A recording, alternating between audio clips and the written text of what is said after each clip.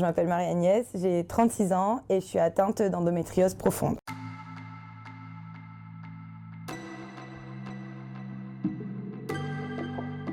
Je suis atteinte depuis mes premières règles, donc à 13 ans, et je le sais depuis mes 27 ans. Le premier symptôme, et c'est un symptôme qui doit alerter toutes les femmes, c'est le fait de ne pas pouvoir aller à l'école, de ne pas pouvoir aller travailler. En fait, lorsque j'avais mes règles, j'étais dans l'incapacité de pouvoir avoir une vie normale.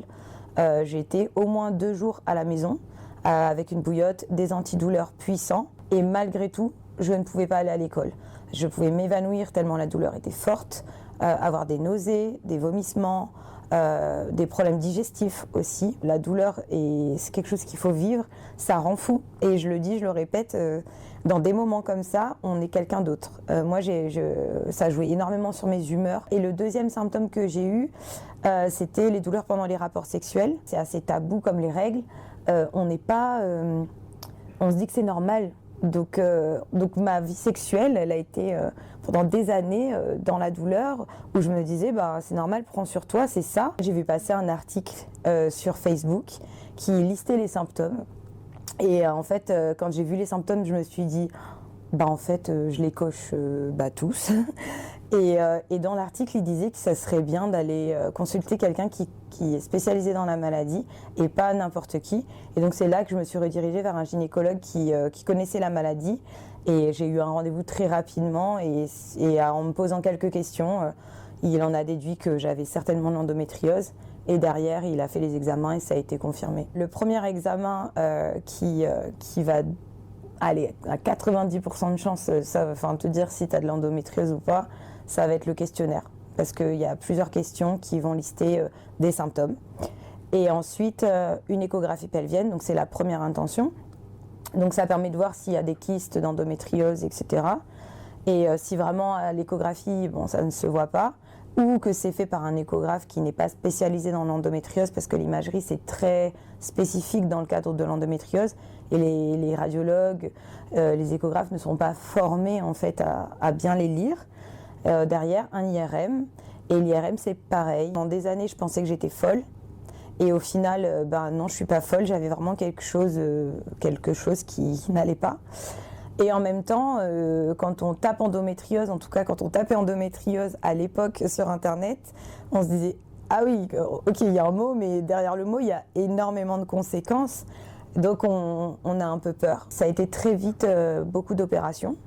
Donc j'ai été opérée parce qu'en fait, quand j'ai fait ce rendez-vous avec ce médecin, il m'a fait une échographie pelvienne et à l'écho, il me dit « C'est sûr que vous avez de l'endométriose parce que vous avez un kyste d'endométriose de 12 cm sur l'ovaire droit. » Et il me dit donc là, il faut prendre rendez-vous avec l'anesthésiste et vous allez passer au bloc la semaine prochaine. Et après, s'en est suivi beaucoup de problématiques, de solutions antidouleurs. Plein d'antidouleurs, énormément d'antidouleurs. Le problème, c'est que ça fait un effet qui se coule parce que certes, ça soulageait un peu, mais à côté, ça crée d'autres problèmes. Moi j'étais shootée tout le temps, j'étais éteinte, ça me cassait physiquement et moralement. Moi l'endométriose elle a été diagnostiquée tellement tardivement que je fais malheureusement partie des 40% de femmes dont la fertilité a été impactée par la maladie. Donc tout de suite j'ai été très vite dans le parcours de PMA. Je crois que j'ai dû avoir en 3 ans une vingtaine d'anesthésies générales entre les examens sous anesthésie, les ponctions, tout ça. Et à un moment donné, on m'a proposé une énième opération et j'ai refusé. Et j'ai demandé au médecin 1 année de break, en fait, médical. Je ne pouvais plus voir le médecin, je ne voulais plus, c'était pas possible. Et pendant cette année-là, j'ai fait des recherches sur la maladie, sur comment elle fonctionnait, etc. Ce qui m'a vraiment changé la vie, c'est d'avoir une hygiène de vie quasi militaire. Donc après, ça demande beaucoup de courage et de persévérance parce que au début, moi, j'avais tout arrêté, donc je mangeais beaucoup de graines et beaucoup de choses, comme ça. Mais j'étais très radicale pour vraiment sécher l'inflammation et vraiment l'arrêter. Et après, j'ai réintroduit par petites doses.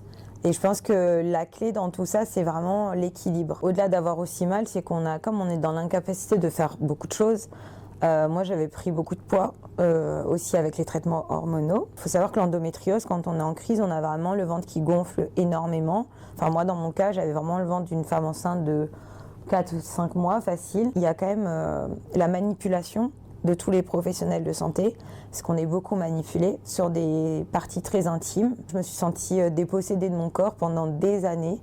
Et ça a aussi conduit dans le fait que mon couple allait très mal et même dans mon rapport aux autres, je me sentais, j'étais très agressive, j'étais très en colère, j'étais très sur la défensive. Sur la vie personnelle, j'ai beaucoup de gens qui m'ont lâchée et qui s'agaçaient en fait de mes annulations de dernière minute. Cette maladie, elle est très sournoise. Parce qu'en fait, on appréhende de sortir parce qu'on a peur d'avoir une crise, mais comme le stress est un facteur inflammatoire, en fait, le fait de stresser, d'avoir mal quand on sort, en fait, ça déclenche souvent des crises avant les sorties. Pendant les années où je n'étais pas diagnostiquée, j'avais pas d'excuses valables, en fait.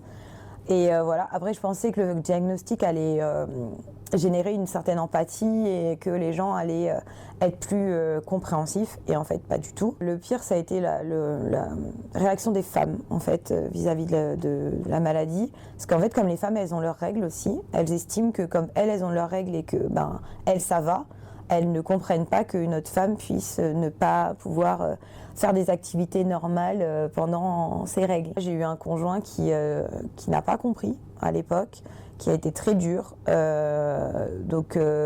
au final, après 12 ans de relation, on a fini par se séparer. Je pense que c'est grâce à nous, les femmes atteintes d'endométriose, qu'on peut un peu éduquer la société à cette maladie et faire ouvrir les yeux aux gens.